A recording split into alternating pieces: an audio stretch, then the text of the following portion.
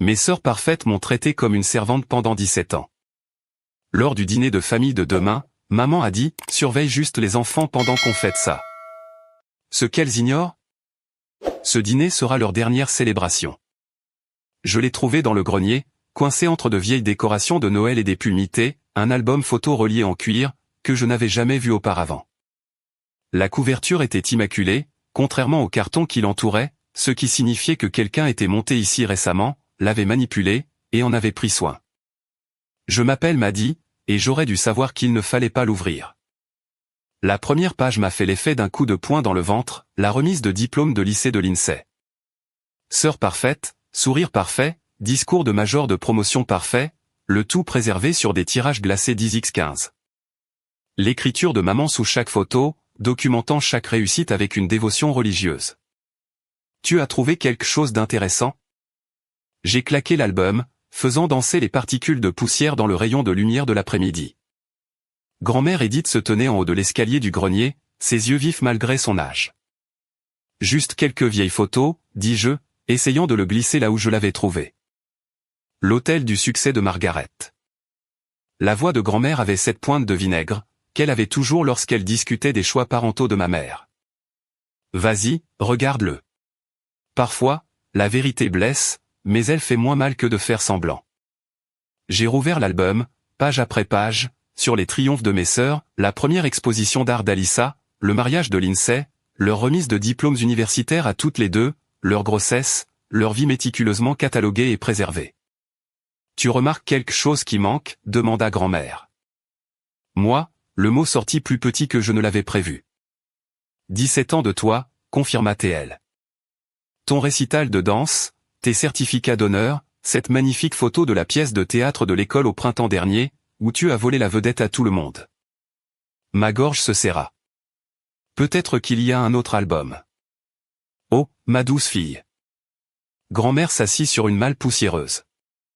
Tu sais bien qu'il n'y en a pas. J'ai tourné d'autres pages, chacune étant un rappel cruel de mon invisibilité. Tu étais au courant de ça. Je l'ai trouvé la semaine dernière, quand j'aidais ta mère à faire le ménage. Elle était si fière, me montrant toutes ses photos, elle n'a même pas remarqué ce qu'elle me montrait vraiment. Mes doigts tracèrent le bord d'une photo, le premier prix de l'INSEE. Ils vont tous être là demain, dîner de famille pour célébrer à nouveau la grossesse d'Alissa. Et laisse-moi deviner, ils auront besoin de toi pour surveiller les enfants de l'INSEE, pendant qu'ils boivent du vin et se remémorent le passé. Ne le font-ils pas toujours? Le rire de grand-mère était tranchant. Tu sais, il y a une différence entre être serviable, et être tenu pour acquise. Tes sœurs ont appris tôt comment être les stars. Peut-être qu'il est temps que tu apprennes à dire non. Maman pèterait les plombs. Peut-être qu'elle en a besoin. J'ai fermé l'album, mais les images restaient gravées dans mon esprit, des années à être la fiable, la bonne, l'invisible, tout cela capturé dans ce qui n'y était pas. J'ai été accepté dans cette école d'art à New York, dis-je doucement. Bourse complète. Je ne l'ai encore dit à personne. Les yeux de grand-mère s'illuminèrent. Ça, c'est le genre de nouvelle qui mérite sa place dans un album. Maman veut que j'aille à l'université d'État, près de la maison, pratique. Je me levai, la poussière recouvrant mon jean. Elle a déjà parlé à l'INSEE pour m'obtenir un stage dans son entreprise. Et toi, qu'est-ce que tu veux? La question resta suspendue dans l'air comme les grains de poussière, accrochant la lumière, exigeant de l'attention. En bas, je pouvais entendre maman dans la cuisine, probablement en train de planifier le dîner de demain, comptant probablement déjà sur moi pour gérer les enfants, le nettoyage, et les innombrables petites tâches qui rendaient la vie des autres plus facile. Je veux les mots coincèrent, puis se libérèrent. Je veux ma propre page dans l'album, bon sang. Grand-mère sourit, un sourire lent et entendu. Alors, je te suggère de commencer à prendre des photos qui valent la peine d'être gardées. J'ai remis l'album dans sa cachette, mais quelque chose avait changé. Demain, ils seraient tous là, attendant la même vieille Maddy, fiable comme la gravité. Ils n'avaient aucune idée que je venais de trouver la raison parfaite pour changer l'histoire. Tu viens dîner demain, demandai-je à grand-mère. Je ne manquerai ça pour rien au monde, dit-elle avec un clin d'œil. Quelqu'un doit être là pour documenter le moment. Je l'aidai à se relever, et nous descendîmes toutes les deux l'escalier du grenier, entrant dans la maison familière qui semblait soudain différente, moins comme un foyer, plus comme une scène de théâtre. Et pour la première fois, j'étais prête à réécrire mon rôle.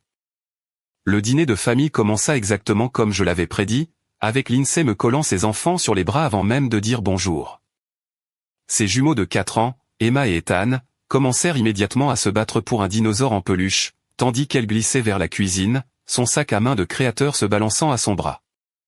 Surveille-les juste une minute, Mads. Maman a besoin d'aide avec le rôti. Je croisai le regard de grand-mère Edith à travers la pièce.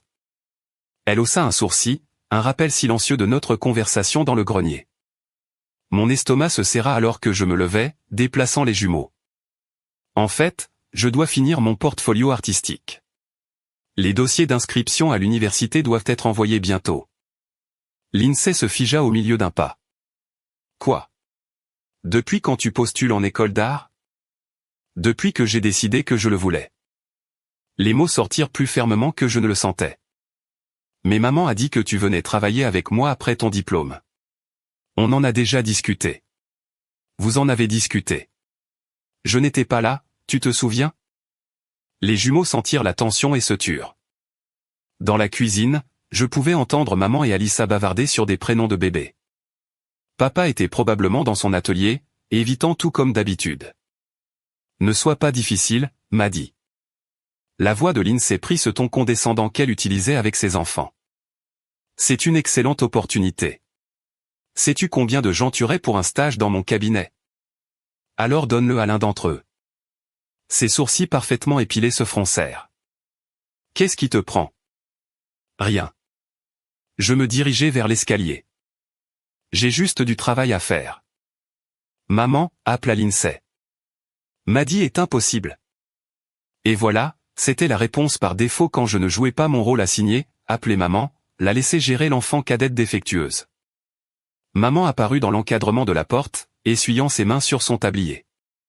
Méline, ta sœur a besoin d'aide avec les jumeaux. Ton portfolio peut attendre. Ah bon, il peut attendre? Je me tournai pour leur faire face à toutes les deux. Comme mon récital de danse a attendu pendant qu'on assistait au dîner d'affaires de Lindsay? Ou comme mon exposition d'art a attendu pendant qu'on célébrait le vernissage de la galerie d'Alyssa? Ce n'est pas juste, commença maman, mais je la coupai. Montrez-moi les photos. Quelles photos? Celles que vous avez prises lors de mes événements, celles que vous avez sauvegardées dans cet album chic à l'étage. Le visage de maman devint cramoisi. Lindsay avait l'air confuse.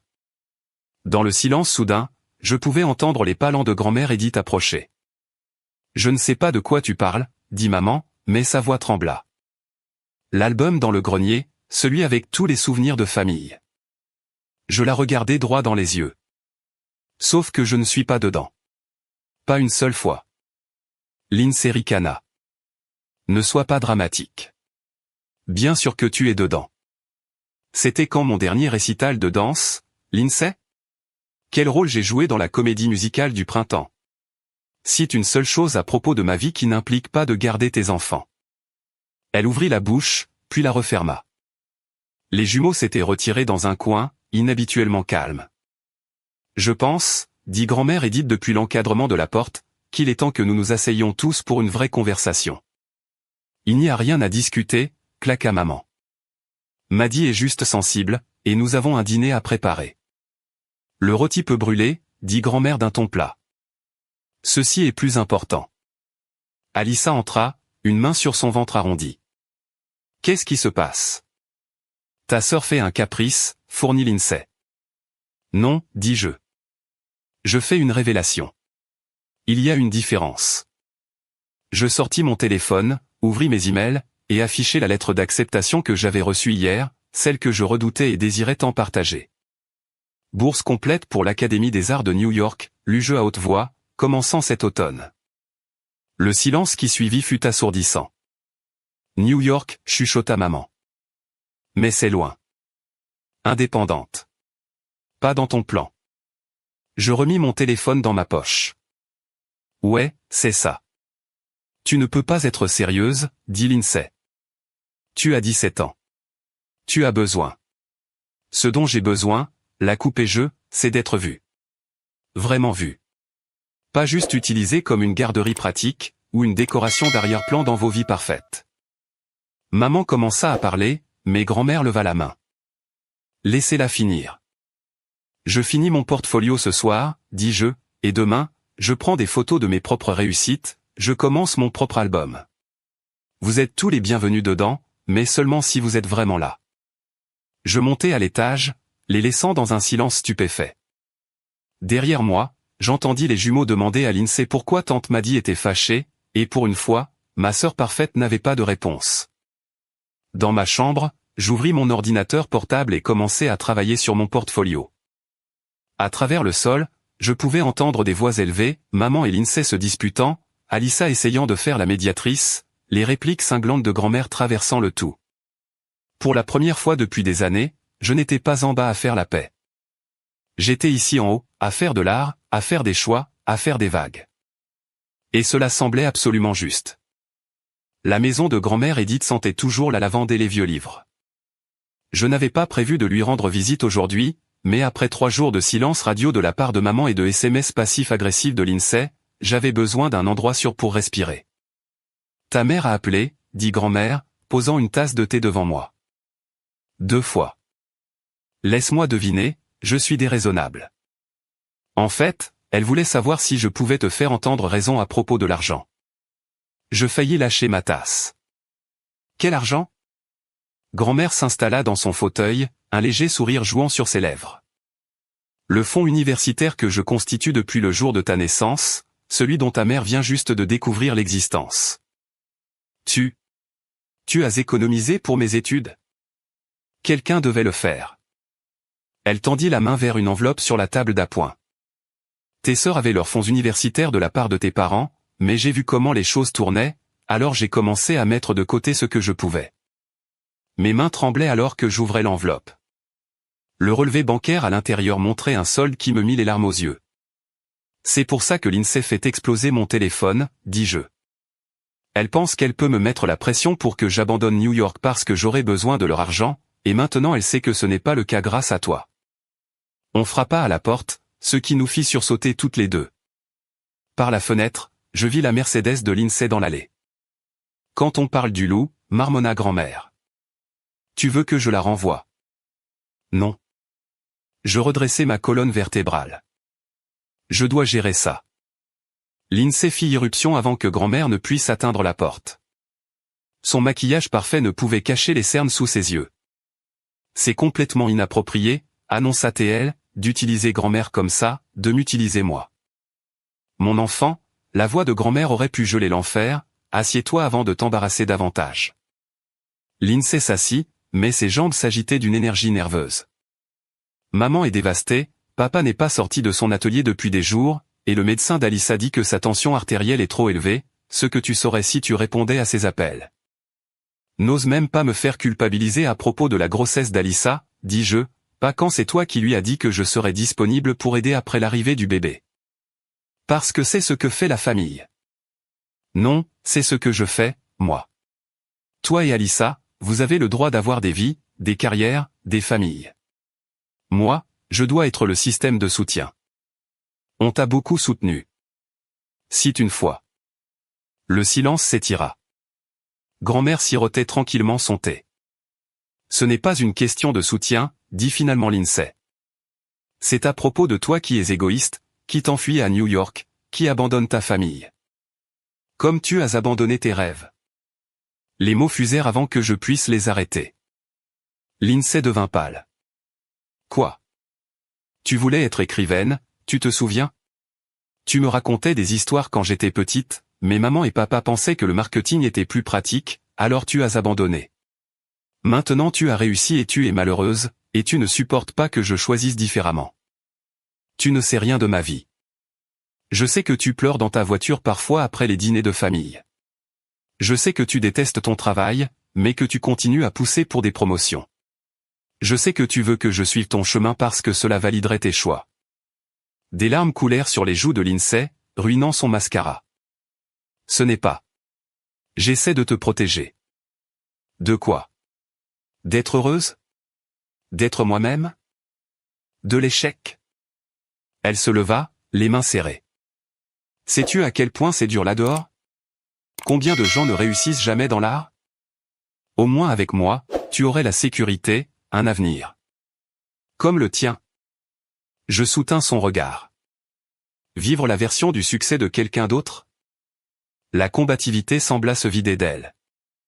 Elle se rassit, paraissant plus petite d'une certaine manière, plus comme la sœur qui me lisait des histoires avant de dormir. Je voulais juste chuchota elle, puis elle s'arrêta. Aider, suggéra grand-mère. Ou contrôler? Lindsay essuya ses yeux, laissant des taches noires sur ses doigts. Maman va te couper les vivres. Elle m'a dit de te dire, pas de voiture, pas de téléphone, pas de soutien si tu vas à New York. Je regardai grand-mère, qui hocha légèrement la tête. Je n'en ai pas besoin. J'ai une bourse complète. J'ai le soutien de grand-mère, et le plus important, je m'ai moi-même. Je me levai. Tu me racontais des histoires sur des filles courageuses qui combattaient des dragons, tu te souviens? Peut-être qu'il est temps que je combatte les miens. Lindsay me fixa pendant un long moment, puis rassembla son sac à main avec des mains tremblantes. À la porte, elle s'arrêta. Les dragons, dit-elle doucement, ils gagnaient toujours dans mes histoires.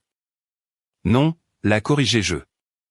Tu arrêtais juste d'écrire avant la fin. Après son départ, grand-mère et moi restâmes assises en silence, regardant la vapeur monter de nos tasses. Dehors, la voiture de Lindsay resta garée pendant plusieurs minutes avant de finalement s'éloigner. Eh bien, dit grand-mère, je crois que c'est ce qu'on appelle une percée. Je n'étais pas sûr si elle parlait pour Lindsay ou pour moi. Peut-être les deux. L'atelier de papa sentait la sueur et les promesses brisées. Je l'ai trouvé là, ponçant le même endroit sur une armoire sur laquelle il travaillait depuis des mois, les épaules voûtées contre le monde. Ta mère pleure encore, dit-il sans lever les yeux. Je sais. Alyssa a appelé, elle a dit qu'elle risquait de perdre le bébé à cause du stress. La culpabilité me frappa comme un coup physique, mais je me forçai à me tenir plus droite. Ce n'est pas juste, papa. Il se tourna enfin, ses yeux fatigués derrière ses lunettes de protection. Rien de tout cela n'est juste, m'a dit, mais c'est la famille. Vraiment? Je ramassai un copeau de bois, le laissant tomber. Parce que de là où je suis, la famille ressemble beaucoup à un sacrifice, sauf que ce n'est pas tout le monde qui se sacrifie. Il s'assit, son papier de verre étant un rare signe qu'il s'engageait réellement dans la conversation.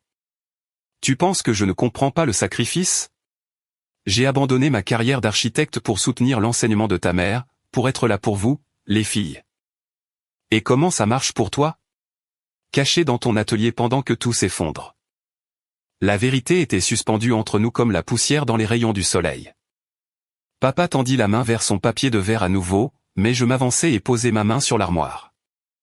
J'ai trouvé ma dissertation pour l'université, dis-je, celle que j'ai écrite l'année dernière sur mon désir d'étudier l'art.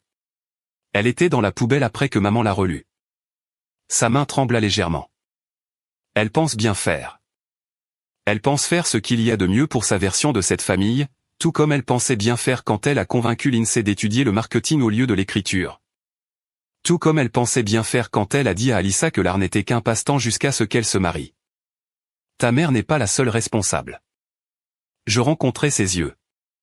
Tu as vu tout cela arriver. Tu as juste décidé qu'il était plus facile de construire des meubles que de défendre tes filles.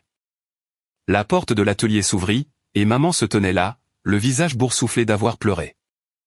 Grégory, j'ai besoin que tu lui fasses entendre raison. Elle gâche tout ce que nous avons planifié. Comme tu as gâché ma dissertation? Les mots fusèrent avant que je puisse les arrêter. Maman se figea. Papa devint soudainement très intéressé par son papier de verre à nouveau. Je te protégeais, chuchota-t-elle. Non, tu te protégeais toi-même, ton récit de famille parfaite, ton petit monde contrôlé où chacun joue son rôle assigné. Ça suffit. La voix de papa claqua dans l'air comme un fouet, nous surprenant tous. Margaret, assieds-toi. Maddie, toi aussi. Nous nous assîmes sur ces tabourets de travail, nous trois formant un triangle de tension. J'ai reçu une autre lettre aujourd'hui, dis-je dans le silence, de l'Académie de New York. Ils veulent présenter mon portfolio dans leur exposition des nouveaux étudiants. Maman commença à parler, mais papa leva la main. Laissez-la finir. Ils ont dit que mon travail montrait une profondeur émotionnelle et une promesse technique remarquable, que je pourrais avoir un véritable avenir dans les beaux-arts. Je sortis mon téléphone, leur montrant l'email. La première personne à qui je voulais le dire, c'était toi, maman, vous deux. Mais je savais que vous trouveriez un moyen de transformer ça en quelque chose de mal. Les lèvres de maman tremblèrent. Nous voulons seulement ce qu'il y a de mieux pour.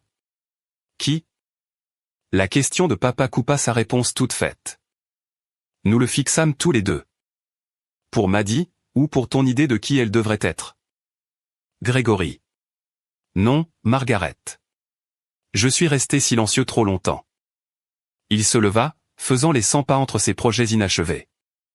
Je t'ai regardé remodeler les rêves de Lindsay jusqu'à ce qu'elle oublie qu'ils avaient été les siens. Je n'ai rien dit quand tu as convaincu Alyssa que l'art n'était qu'une phase. Mais j'ai fini de construire des armoires pendant que tu démantèles nos filles. Le visage de maman devint blanc. Comment oses-tu? Il a raison, les mots ressemblaient à une libération, et tu sais qu'il a raison.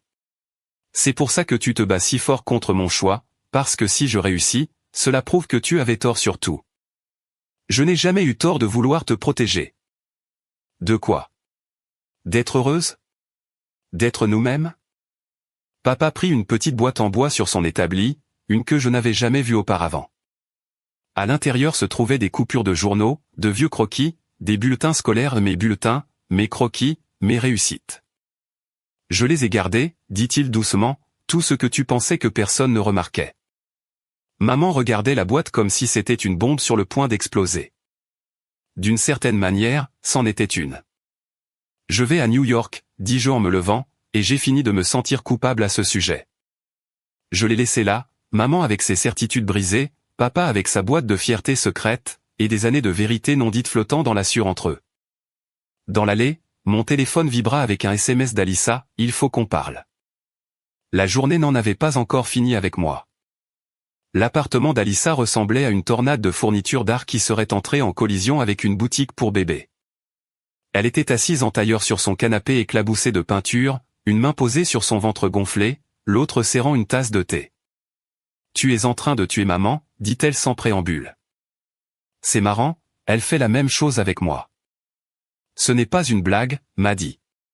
Sa tension artérielle crève le plafond, papa parle de thérapie, et mon médecin dit que si je ne réduis pas le stress. Arrête. J'enjambais une pile de livres sur l'éducation des enfants. Ne fais pas de tes complications de grossesse ma faute. Je ne le fais pas, je te dis ce qui se passe pendant que tu es occupé à planifier ta grande évasion. L'amertume dans sa voix me prit au dépourvu. Alyssa avait toujours été la pacificatrice, l'esprit libre. Maintenant, elle sonnait plus comme Lindsay.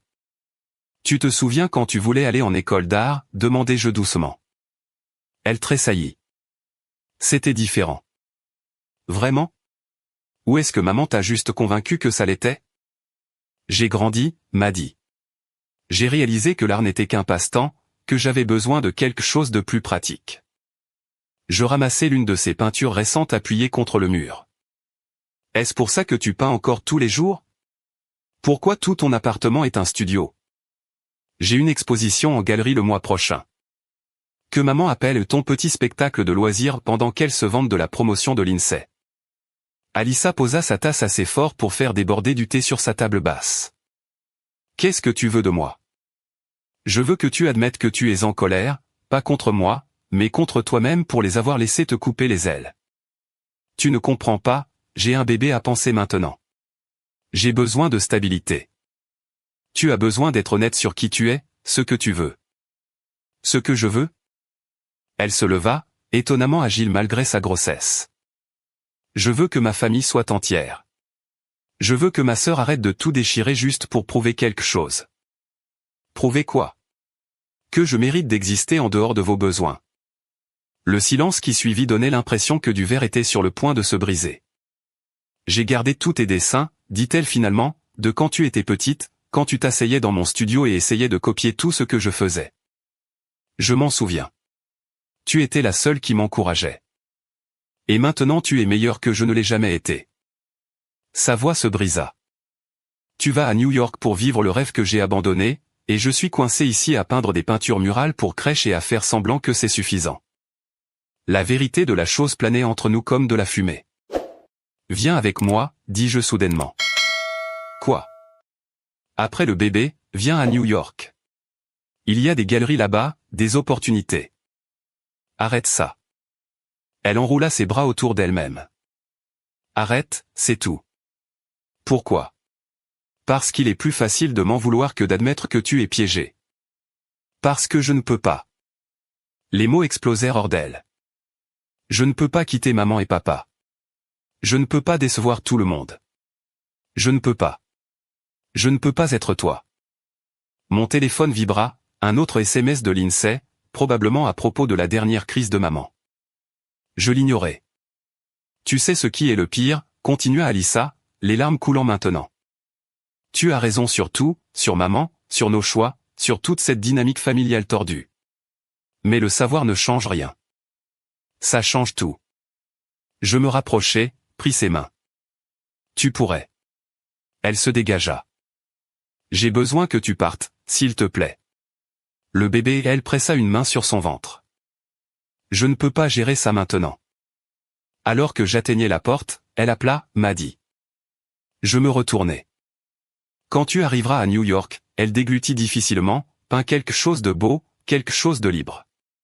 Pour nous deux. Dehors, je vérifiai mon téléphone, 5 appels manqués de maman, 3 SMS de Lindsay, un message de papa, ta mère a convoqué une réunion de famille demain soir. Non négociable. Et voilà, c'était la confrontation finale vers laquelle il se dirigeait, la dernière tentative pour me forcer à reprendre mon rôle assigné. Je répondis par un seul mot, non. Puis j'appelai grand-mère Edith. Peux-tu venir avec moi demain pour emballer ma chambre? Sa réponse fut immédiate, il était temps, bon sang. Le ciel prenait la même teinte violette que les bleus sur mon cœur, mais pour la première fois depuis des semaines, je me sentais légère, libre. Qu'ils fassent leur réunion de famille sans leur bouc émissaire préféré. J'avais des peintures à créer, des ailes à déployer, et une vie à récupérer. Demain serait assez tôt pour les adieux. Ils m'ont tendu une embuscade dans l'allée, maman, papa, Lindsay, et même Alyssa, disposés comme un peloton d'exécution alors que grand-mère Edith et moi arrivions avec des cartons vides pour ma chambre. Réunion de famille, dit maman, sa voix étant du coton enveloppé d'acier. Maintenant. Grand-mère serra ma main. Souviens-toi, tu ne leur dois pas tes rêves. À l'intérieur, le salon ressemblait à un tribunal. Mes sœurs flanquaient nos parents sur le canapé, me laissant la chaise solitaire en face de la dynamique classique de la famille Parker, tous contre une. Cela se termine maintenant, commença maman.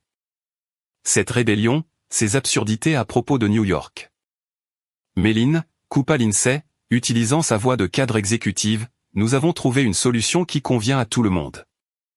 Elle sortit un dossier, toujours préparé, toujours dans le contrôle. Un compromis. Tu peux prendre des cours d'art à l'université communautaire tout en faisant un stage dans mon entreprise, vivre à la maison, économiser de l'argent.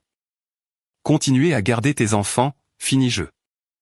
Ne sois pas difficile, dit Alyssa, mais ses yeux ne rencontraient pas les miens. On essaie d'aider. Non, vous essayez de me garder piégé, comme vous. Maman bondit en avant. Ça suffit. Ta sœur t'offre une opportunité. De suivre son chemin, comme tu l'as obligée à suivre le tien. J'ai fait mes propres choix, claqua Lindsay. Vraiment?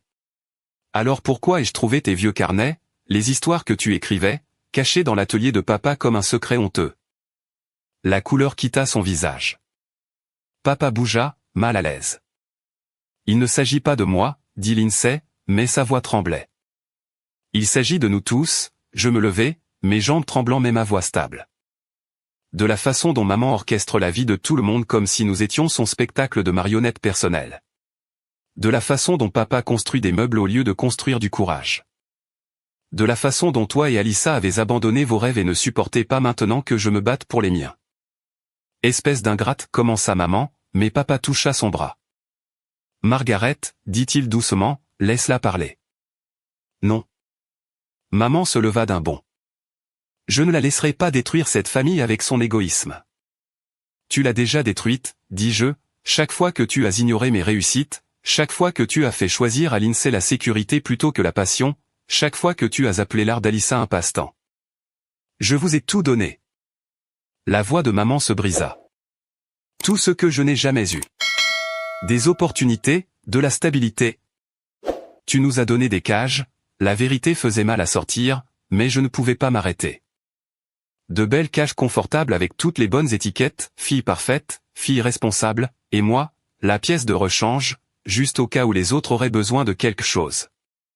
Le silence tomba comme du verre brisé. Puis Lindsay se leva, son masque d'entreprise se fissurant. Si tu pars, on te coupe tout complètement. Pas de soutien, pas de plan de secours. Je n'ai pas besoin de votre argent. Je sortis mon téléphone, leur montrant l'email. Bourse complète plus les économies de grand-mère. Je ne demande plus la permission.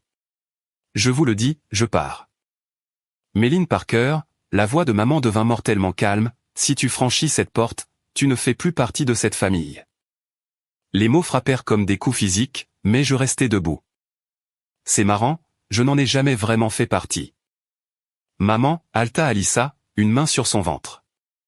Margaret, réfléchis à ce que tu dis, supplia papa, mais maman resta ferme, les larmes coulant sur son visage. Choisis, Méline. Ta famille, ou ton égoïsme.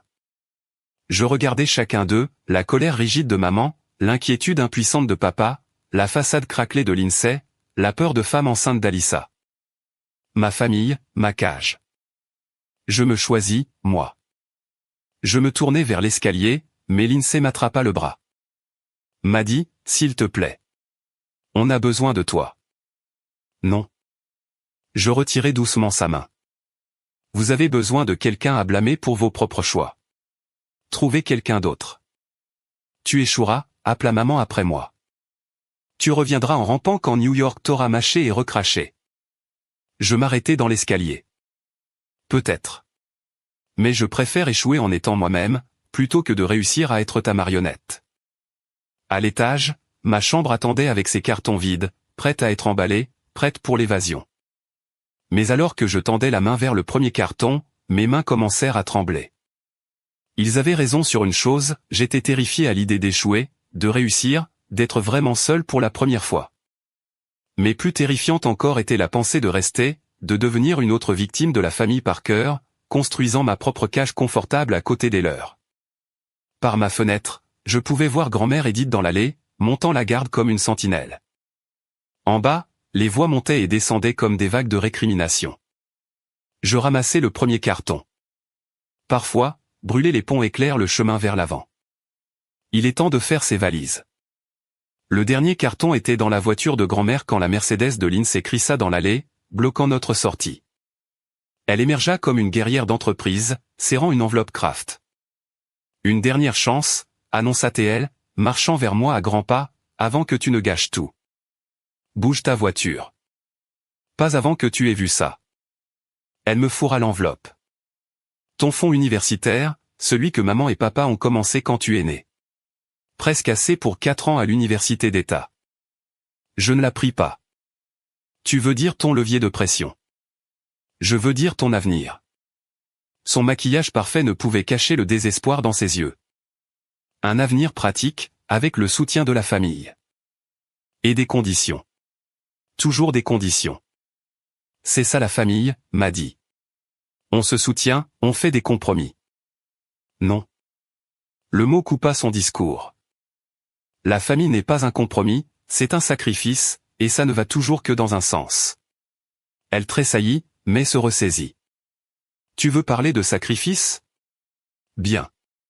Parlons de qui a payé tes fournitures d'art toutes ces années, tes cours de danse, mes services de babysitting, ma disponibilité constante, mes rêves qui ont été mis de côté pour la commodité de tous les autres. Ce n'est pas. Savais-tu que papa a gardé mes dessins? La question l'a pris au dépourvu. Chacun d'entre eux, caché dans son atelier comme la preuve d'un crime. Son masque d'entreprise glissa. De quoi parles-tu? Du même endroit où il gardait tes histoires, Lindsay, celle dont maman disait qu'elle n'était pas assez pratique. L'enveloppe trembla dans sa main. Arrête ça. Pourquoi? Parce qu'il est plus facile de me soudoyer que de faire face à tes propres rêves enterrés? J'ai fait mes choix. Non. Le cri nous surprit toutes les deux. Maman les a fait. Tu as juste capitulé. Et maintenant tu ne supportes pas que je ne fasse pas la même chose. Elle jeta l'enveloppe à mes pieds, les papiers se déversant sur l'allée. Espèce de petite ingrate. Assez. La voix de grand-mère Edith claqua comme un fouet. Elle émergea de sa voiture, quelque chose serré dans ses mains. Montre-lui, Méline. Je sortis mon téléphone, ouvris l'email que j'avais sauvegardé. Bourse complète plus une allocation pour les fournitures. Et ça. Je fis un signe de tête à grand-mère, qui brandit un carnet bancaire. Grand-mère économise pour moi depuis ma naissance, un compte séparé dont maman n'a jamais eu connaissance. Lindsay chancela comme si je l'avais frappé. Tu as planifié ça, tout ça. Non, j'ai juste refusé de laisser mes rêves devenir une autre victime de la famille Parker. Tu échoueras, chuchota TL, mais les mots manquaient de conviction. Tu finiras seul. Je suis déjà seul. La différence, c'est que maintenant je serai seul selon mes propres conditions. Un mouvement attira mon regard, papa, debout dans l'encadrement de la porte, regardant. Derrière lui, maman était assise dans l'escalier, la tête dans les mains, Alyssa nulle part en vue. Bouge ta voiture, dis-je à nouveau. Ou quoi? Ou regarde-moi partir quand même, sans les adieux parfaits que tu essaies de scripter. Quelque chose se brisa dans son expression, le masque d'entreprise, la sœur parfaite, abandonna le poids de décennies de conformité. J'écrivais sur des filles comme toi, dit-elle doucement, des courageuses, des libres. Avant que maman ne te convainque que c'était enfantin. Elle hocha la tête, des larmes traçant des sillons à travers son maquillage. Il n'est pas trop tard, proposai-je, pour recommencer à écrire. Si, ça l'est. Elle chercha ses clés. Certaines cages, on se les construit soi-même. Alors qu'elle déplaçait sa voiture, papa s'avança enfin. M'a dit. Je sais, papa. L'atelier, les dessins. J'aurais dû. Oui, tu aurais dû. Il me tendit quelque chose, une petite boîte en bois, magnifiquement travaillée. À l'intérieur, je trouvai mon premier dessin au crayon, soigneusement conservé. Pour ton nouveau studio, dit-il doucement. Derrière nous, les sanglots de maman résonnaient depuis la maison, mais elle ne sortit pas. Je serrai brièvement papa dans mes bras, fis un signe de tête à Lindsay, et montai dans la voiture de grand-mère. Alors que nous reculions, j'eus un dernier aperçu de ma famille, papa debout seul dans l'allée, Lindsay figée près de sa Mercedes, l'ombre de maman dans l'encadrement de la porte. Prête, demanda grand-mère. Je regardai la boîte en bois sur mes genoux, puis les papiers éparpillés du fonds universitaire sur l'allée, la dernière tentative de contrôle de Lindsay s'envolant au vent. Oui. Parfois, la vengeance ne consiste pas à blesser les autres, parfois, il s'agit de se sauver soi-même. Nous avons tourné sur la route principale, laissant derrière nous la maison, les attentes, la cage soigneusement construite de l'obligation familiale. Devant nous s'étendait New York, la liberté, une toile vierge attendant le premier coup de pinceau audacieux. Je n'ai pas regardé en arrière. Ma première exposition en galerie à l'Académie attira une foule inattendue. Parmi les spectateurs étudiant mon travail, je repérai une silhouette familière, papa, debout devant ma peinture centrale. La toile montrait 3 oiseaux dans une cage dorée, la porte ouverte, l'un volant librement tandis que les autres restaient perchés à l'intérieur. Je l'avais intitulé « Portrait de famille ». Tu as capturé les yeux de ta mère, dit-il alors que j'approchais, dans l'oiseau qui reste derrière. Je ne pensais pas que tu viendrais. Je n'aurais manqué ça pour rien au monde. Il fit un geste vers la peinture. Bien que je soupçonne que je sois le perchoir sur lequel ils sont assis. La vérité de la chose nous fit grimacer tous les deux. Comment vont tout le monde, demandai-je, plus par courtoisie que par désir de savoir. Ta mère est en thérapie, enfin. Il passa une main dans ses cheveux grisonnants. Lindsay écrit à nouveau, des nouvelles, une fois les enfants endormis. Et Alyssa, il sourit légèrement. Elle a transformé sa peinture murale de crèche en une exposition complète. Une petite galerie, mais c'est un début. Quelque chose de serré dans ma poitrine se détendit juste d'une fraction. Et toi? J'ai vendu l'entreprise d'armoire. Ses yeux restèrent sur la peinture. J'ai commencé à enseigner le travail du bois au centre communautaire. Il s'avère que j'aime plus aider les autres à construire des choses que de me cacher derrière elles. Une agitation près de l'entrée attira notre attention. Grand-mère Edith était arrivée, commandant la pièce comme si elle lui appartenait. Plusieurs de mes camarades de classe gravitèrent immédiatement vers elle, attirés par son esprit vif et ses idées encore plus vives. « Elle est fière de toi, dit papa. Nous le sommes tous, même si certains d'entre nous apprennent encore comment le montrer. Papa. Non, laisse-moi finir. Il se tourna pour me faire face complètement. Tu avais raison sur tout, la cage, la conformité, la lâcheté. Mais tu avais tort sur une chose. Laquelle? Il pointa du doigt l'oiseau volant dans ma peinture. La liberté ne consiste pas seulement à s'échapper. Parfois, c'est montrer aux autres que la porte est ouverte. Avant que je puisse répondre, mon conseiller pédagogique m'appela pour rencontrer un propriétaire de galerie important. Quand je regardais en arrière, papa s'était déplacé vers une autre pièce, un petit croquis de son atelier, la lumière tombant juste comme il faut sur ses outils. Mon téléphone vibra avec un SMS d'Alissa, le bébé est là. On l'a appelé Eden pour la liberté et les nouveaux départs. J'ai pensé que tu apprécierais le symbolisme, l'artiste. Un autre message suivit, elle a tes yeux et ton entêtement, a refusé de suivre le plan de naissance, l'a fait à sa propre manière. Je souris, tapant en réponse, tant mieux pour elle. Grand-mère se fraya enfin un chemin jusqu'à moi, les yeux brillants de fierté. Sacrée pièce maîtresse, dit-elle en hochant la tête vers le portrait de famille. Bien que tu pourrais avoir besoin de la mettre à jour. Pourquoi ça? L'oiseau de ta sœur semble tester ses ailes. Elle me tendit un magazine littéraire, ouvert sur une nouvelle signée L. Parker. L'INSEE a publié quelque chose? Sous un nom de plume? Des petits pas. Grand-mère me serra le bras. Parfois, la chose la plus courageuse n'est pas de s'envoler, c'est de montrer aux autres comment déployer leurs ailes. Le propriétaire de la galerie attendait, mais je pris un moment pour scruter la pièce, papa étudiant mon art avec une nouvelle compréhension, grand-mère tenant sa cour parmi mes pairs, les espaces vides où maman et mes sœurs n'étaient pas encore. Mon téléphone vibra à nouveau, l'INSEE cette fois, j'ai lu ton interview dans le journal étudiant. Tu as raison sur tout. Je suis désolé que cela m'ait pris si longtemps pour le voir. Je ne demande pas le pardon, je voulais juste que tu le saches. Je glissai le téléphone sans répondre. Certaines conversations avaient besoin de temps, comme la peinture a besoin de sécher. Le propriétaire de la galerie approcha, louant ma technique, ma vision, mon courage à aborder des thèmes difficiles. Mais je regardais papa, qui avait sorti son portefeuille et ajouté quelque chose au livre d'or. Plus tard, après le départ de la foule, je vérifiai le livre. Là, soigneusement placée entre ses pages, se trouvait une photographie, moi à 5 ans, couverte de peinture, tenant fièrement ma première vraie œuvre d'art. Au dos, de l'écriture soignée de papa, le jour où tu as commencé à voler. Je l'ajoutai à l'exposition, juste à côté du portrait de famille, un début à côté d'une fin. Ou peut-être qu'ils étaient tous les deux des débuts, selon la façon dont on regardait les choses. Dehors, les lumières de New York peignaient le ciel et les possibilités. Quelque part à la maison, Alissa tenait sa fille rebelle, l'INSEE écrivait en secret, maman affrontait enfin ses démons, papa construisait quelque chose de nouveau. Et moi?